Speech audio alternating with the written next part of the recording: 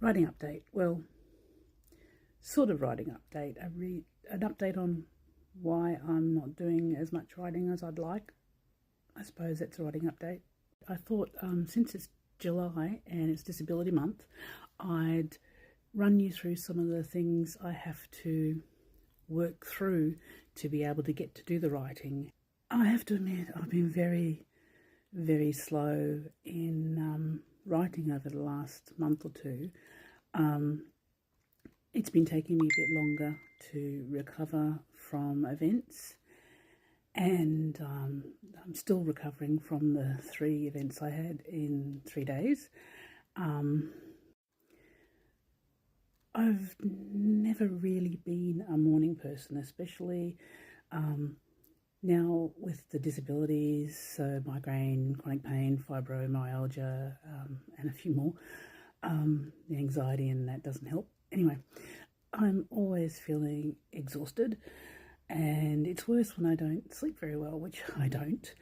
I have to deal with pain no matter which way I sleep, and the CPAP machine, it drives me crazy, and the weight on my face gives me pain, and I can sometimes get a migraine from it, and lying on my side gives me pain. Anyway, I do have a problem getting to sleep. It takes me about 30 to 60 minutes on a good day to get to sleep because my brain is just going round and round and round and round and round and round and won't stop.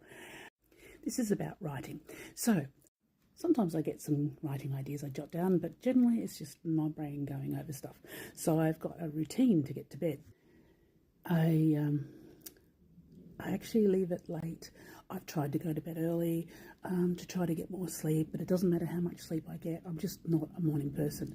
So I have a shower and then I read for at least 30 minutes, and that seems to start quieting my brain down a little bit. Sorry, the clock chimed.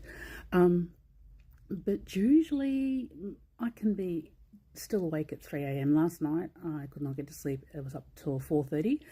Well, I was in bed trying to sleep, and I couldn't get to sleep. And I have tried many times to change my circadian rhythm. I'm going to bed earlier and trying to get up earlier. It just does not work. It just makes me worse. So when I do get to sleep, I need to sleep at least 8 hours, sometimes 10. So sometimes I don't get up till 10 or 11 o'clock. Well, I wake up and then I sort of have to prepare myself for waking up. So it usually takes me at least an hour to get out of bed after that. And then if I oversleep, I get stiff joints, and that's me gone for the rest of the day in pain. I have a hard line, 9:30. If I get up before 9:30, I am wrecked all day, no matter what I do.